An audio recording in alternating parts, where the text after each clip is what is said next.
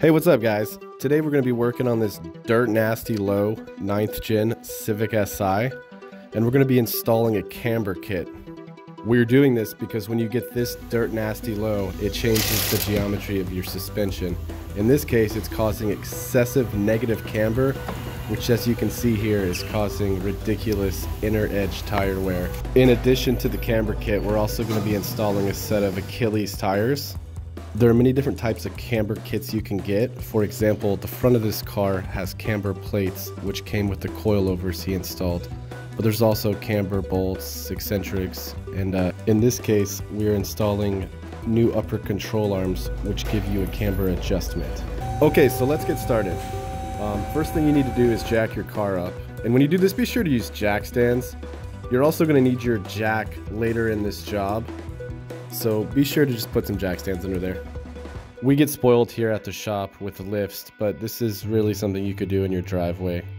Now, removing the old control arms is pretty easy. It's only 3 bolts, a 17mm bolt at the front and 2 14s at the rear.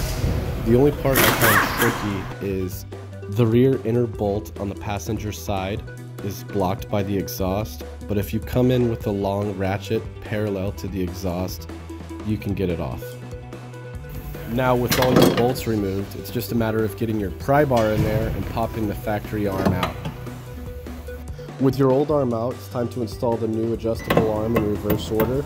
And when installing your new arm, use a rubber mallet so you don't mess up your pretty new parts.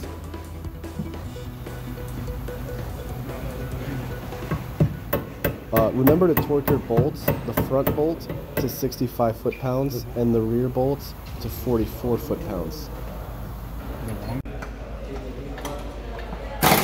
Perfect, 44 foot-pounds.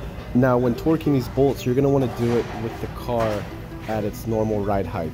And if you can't do that because you're too dirt nasty low, this is where you would use your jack to put underneath the rear trailing arm to simulate the proper ride height when torquing your bolts. We have access to an alignment rack, so we just snugged our bolts up, and when we pulled the car onto the alignment rack, finished torquing them.